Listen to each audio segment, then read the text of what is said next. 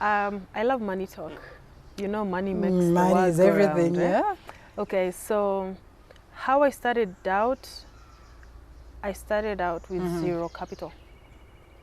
Zero capital. Zero. Yes. Yes. And I keep telling my students and other people, you need zero capital to start the business you want. Yeah. All you need is your idea. Okay. I know of a friend who wanted to start a business. She had the idea, but she didn't have the money. So she needed to raise 100,000 shillings. And what she did was put together a list of 100 people who would give her 1,000 bob. And she was able to get 100,000 to start her business. Wow. On my case as an events manager, all I needed was the skill of what it is that I wanted to do and approach people.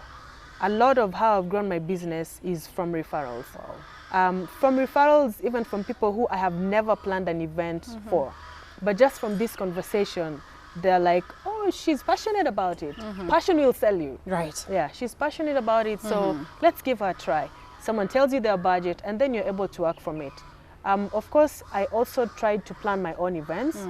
Back in 2013, I planned a series of events called the Meetup. All right. Meet like Nyama. Yes, people come up. People come and network over Meet, which was for young professionals, and it worked well. So all you need to have is the zeal, the knowledge, and the know-how of how to go about it.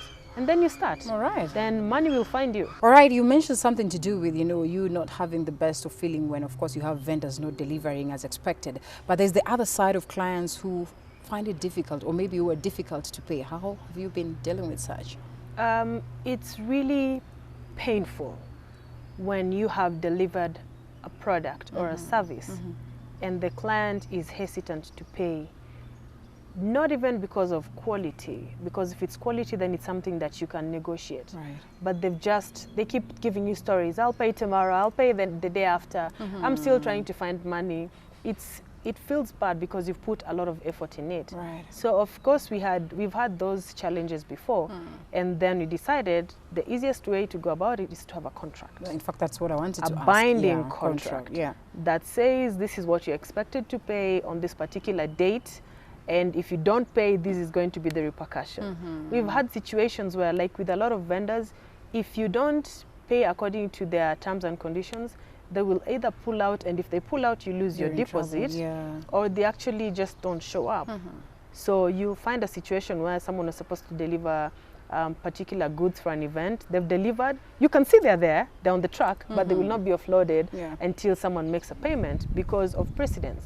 And I keep saying, our clients should understand that if I'm being tough on my payments, it's not because of you as a person. No, it's just what I've been through, and I don't want to go through that again. I don't want to ruin our relationship. I've not had the same issue with vendors.